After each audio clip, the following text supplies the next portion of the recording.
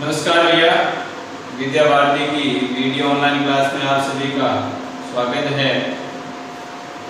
आज हम कक्षा 12 विषय जीव विज्ञान इकाई फर्स्ट के अंतर्गत पाठ नंबर 1 जीवों में जनन का अध्ययन करेंगे, जिसके अंतर्गत हम जनन के बारे में पढ़ेंगे कि कोई भी जीव है वह जनन क्यों करता है, इसलिए करता है, जनन कितने प्रकार का होता है। इस पाठ में हम इस चीज़ों के बारे में अध्ययन करेंगे।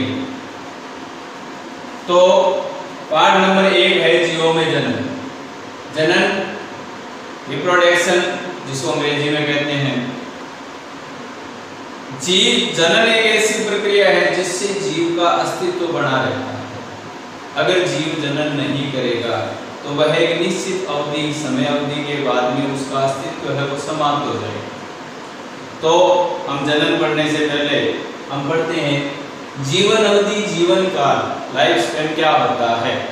जीवन अवधि किसे कहते हैं, जीवन काल किसे कहते हैं, लाइफ स्पैन क्या है, अंग्रेजी में इसको बोलते हैं लाइफ स्पैन।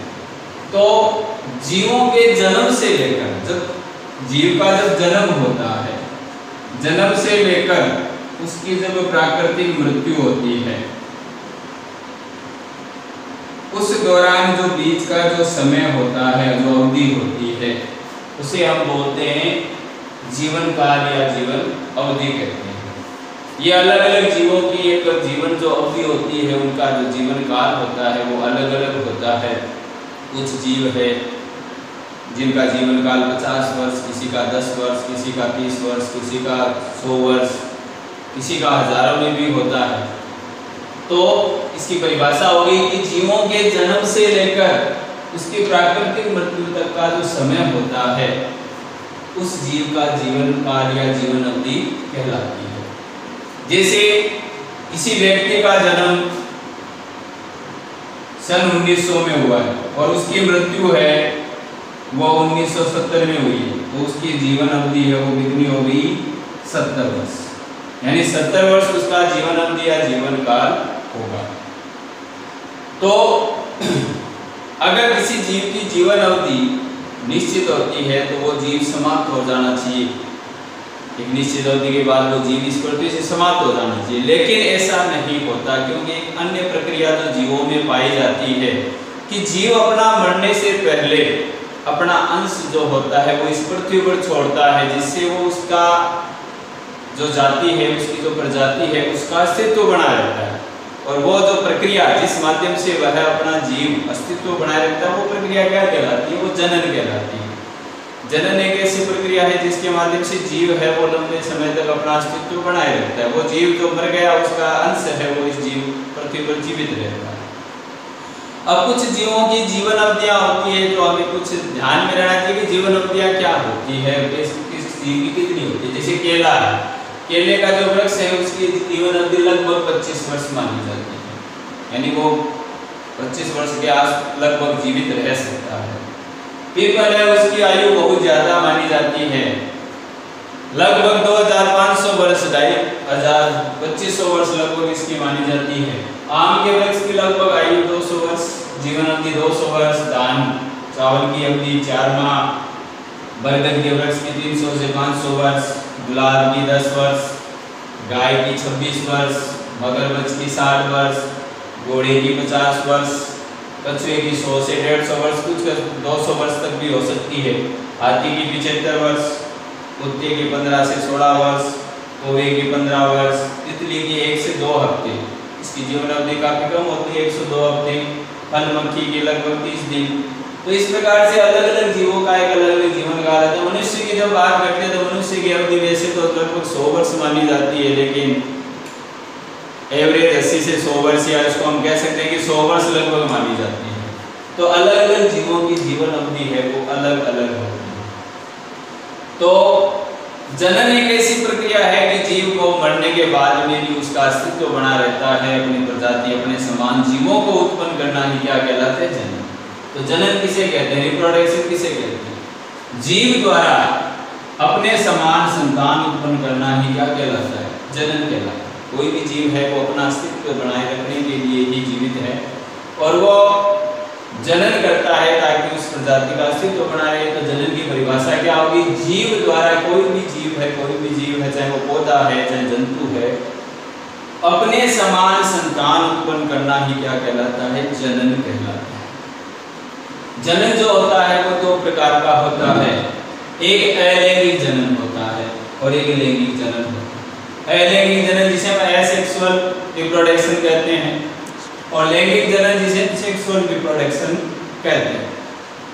तो अलैंगिक जनन एक ऐसी प्रक्रिया है जिसमें एक ही जीव जनन प्रक्रिया में भाग लेता है, और जो जीव उत्पन्न होता है वो एक हूबहू अपने जनन के समान होता है, उसे हम क्लोन कह सकते हैं। लैंगिक जनन में दो जीव भाग लेते हैं, एक नर और एक मादा, और वो नर और मादा के द्वारा जो संतान उत्पन्न होती है वो लैंगिक जनन प्रक्रिया कहलाती है। तो अलैंगिक और लैंगिक जनन के बारे में हम आगे पढ़ते हैं। तो अलैंगिक जनन, हमने जनन के दो प्रकार पढ़े, एक होता है अलैंगिक जनन और दूसरा होता है लैंगिक जनन। तो अलैंगिक जनन क्या होता है? एक लैंगिक जनन वह प्रक्रिया है जिसमें एक ही जनक भाग लेता है, और वो एक ही जनक अपने समान संतान उत्पन्न करता है, और जो संतान बनती है उसमें विभिन्नताएं उत्पन्न नहीं होती है, और जो संतान होती है वो क्लोन कहलाती है। तो अलैंगिक जनन क्या है? ऐसा जनन जिसमें एक ही जनक की आवश्यकता होती है, उससे आकारिकी व आनुवांशिक रूप से, मतलब आकार में कह दें चाहे आनुवांशिक रूप से कह दें, जो समान संतान उत्पन्न होती है, उससे जो संतान उत्पन्न होती है वो हूबहू लगभग उसके एकदम बिल्कुल समान होती है। तो उत्पन्न संतान को क्या कहते हैं? क्लोन कहते हैं। तो उनसे जो हूबहू जो संतान बनती है उस संतान को क्लोन कहा जाता है, जो जनक के एकदम लगभग समान होती है। तो ये तो होता है अलैंगिक जनन जिसमें केवल एक ही जनक भाग लेता है, जिसमें विभिन्नताएं उत्पन्न नहीं होती, जो संतान उत्पन्न होती है वो एकदम हूबहू उसके समान होती है। और दूसरा जो जनन होता है वो होता है लैंगिक जनन।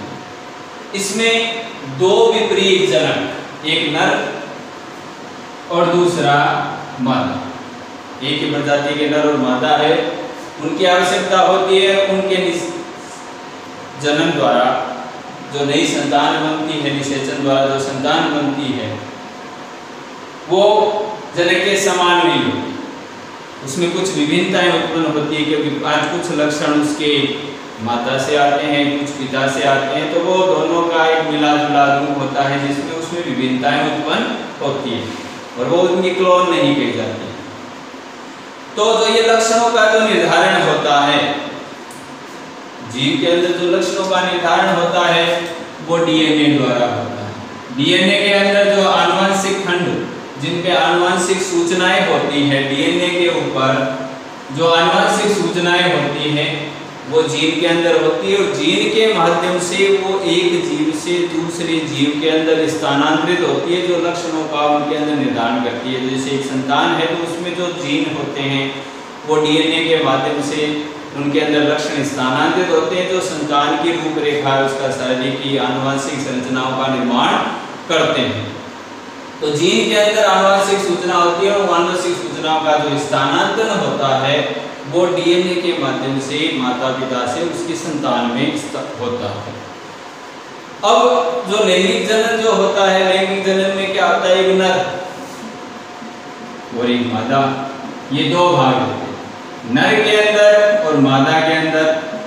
नर के अंदर युग्मक जनन की प्रक्रिया जो होती है, युग्मक जनन की प्रक्रिया द्वारा युग्मकों का निर्माण होता है। तो नर के अंदर नर युग्मक बनते हैं जिनको हम क्या बोलते हैं? शुक्राणु, जिनको नर युग्मक या शुक्राणु कहते हैं।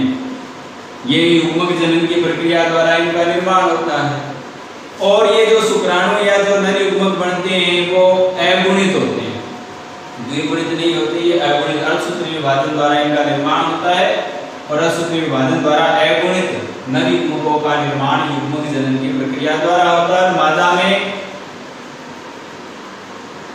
अंडाणु का निर्माण होता है, ये भी अगुणित युग्म होते हैं, और इन्हें मादा युग्मक भी कहते हैं। तो नर के अंदर नर युग्मक के रूप में शुक्राणु बनते हैं, मादा के अंदर मादा युग्मक के रूप में अंडाणुओं का निर्माण होता है जो अगुणित होते हैं। और जब निषेचन की प्रक्रिया होती है, निषेचन की जब प्रक्रिया होती है तो निषेचन की प्रक्रिया के दौरान शुक्राणु और अंडाणु का संलयन होता है, और अंडाणु और शुक्राणु का संलयन है वो निषेचन कहलाता है, और निषेचन से युग्मनज बनता है। युग्मनज, जो युग्मनज होता है वो 2n बनता है, यानी गुणसूत्रों की संख्या पुनः स्थायी हो जाती है, जितनी नर और मादा में होनी चाहिए उतनी वापस हो जाती है 2n, और युग्मनज बनता है। युग्मनज को जाइगोट होते हैं, जाइगोट से फिर भ्रूण का परिवर्तन होता है, भ्रूण का निर्माण होता है, और वो भ्रूण विकसित होकर संतान के रूप में जन्म लेता है। तो ये प्रक्रिया लैंगिक जन्म की प्रक्रिया के दौरान होती है। तो हमने लैंगिक जन्म के बारे में पढ़ा, अलैंगिक जन्म के बारे में पढ़ा। आगे हम अलैंगिक जन्म की विभिन्न विधियों के बारे में पढ़ेंगे और लैंगिक जन्म के बारे में पढ़ेंगे। पहले हम लैंगिक को कई बार परीक्षाओं में लैंगिक अलैंगिक जन्म में अंतर पूछते हैं, तो वैसे तो हमने इनको पढ़ा तो आपको सारी बातें पता है, लेकिन जब अंतर लिखते हैं तो उसमें देखते हैं कि अलैंगिक जन्म लैंगिक जन्म में क्या अंतर है। तो सबसे पहला अंतर जो आपको बताया कि अलैंगिक जन्म होता है उसमें एक ही संतान, एक ही जीव है वो भाग लेता है, और इसमें युग्मक का निर्माण नहीं होता। लैंगिक जन्म में युग्मक बनते हैं, लेकिन अलैंगिक जन्म में युग्मकों का निर्माण नहीं होता। लैंगिक जन्म में युग्मकों का निर्माण होता है। दूसरा है अलैंगिक जन्म में केवल एक ही जनक भाग लेता है, केवल एक ही जनक भाग लेता है, और इसमें 2 जनक भाग लेते हैं, एक नर और एक मादा। तीसरा है अलैंगिक जन्म में जो जीव उत्पन्न होता है उसमें विभिन्नताएं उत्पन्न नहीं होता, वो बिल्कुल अपने जनक के लगभग समान होता है। तो अलैंगिक जन्म में विभिन्नताएं उत्पन्न नहीं होती है, वो हूबहू जो जीव बनता है वो अपने जनक के समान होता है, जबकि लैंगिक जन्म में विभिन्नताएं उत्पन्न होती हैं क्योंकि उसमें नर और मादा दोनों के लक्षण उस संतान में आते हैं, तो कुछ विशिष्ट लक्षण भी उत्पन्न होते हैं, तो विभिन्नताएं इसमें उत्पन्न होती है। अलैंगिक जन्म में निषेचन की प्रक्रिया नहीं होती है। लैंगिक जन्म में तो हमने पढ़ा कि अंडाणु और शुक्राणु का जो संलयन होता है जिसे युग्मनज बनता है, इस प्रक्रिया को निषेचन कहते हैं। तो लैंगिक जन्म में निषेचन होता है, लेकिन अलैंगिक जन्म में निषेचन नहीं होता है। लैंगिक जन्म में निषेचन होता है, अलैंगिक जन्म में नहीं होता। और अलैंगिक जन्म है वो उसमें जो संतान होती है वो क्लोन बनते हैं, उसमें हूबहू वैसी की वैसी संतान उत्पन्न होती है जिसको हम क्लोन कहते हैं। और लैंगिक जन्म में क्लोन नहीं बनते क्योंकि उनमें कुछ विभिन्नताएं उत्पन्न हो जाती है, तो वो नए गुणों को प्रकट करते हैं। तो आज हमने पाठ 1 के अंतर्गत जीवों के जो जनन पाठ है उसके अंतर्गत हमने जीवन अवधि के बारे में पढ़ा, जनन के बारे में पढ़ा, जनन के कुछ प्रकार के बारे में पढ़ा। अगले वीडियो के अंदर हम अलैंगिक जनन की विभिन्न विधियों के बारे में पढ़ेंगे कि अलैंगिक जनन की विधियां कौन सी होती हैं, इनके बारे में अगले वीडियो में अध्ययन करेंगे। तब तक आप इसका अध्ययन कीजिए, आपके नोट्स भी इसको भेजे जाएंगे, जो आप रजिस्टर के अंदर आपको उनको नोट करना है, बाजार से रजिस्टर खरीद लेना और उसके अंदर लिखना शुरू करना, अपना कार्य है वो शुरू कर देना, ताकि बाद में समय खराब नहीं हो। तब तक आप इसका अच्छी तरह से अध्ययन कीजिए। कोई समस्या हो तो आप पूछ सकते हैं। धन्यवाद। जय हिंद, जय भारत।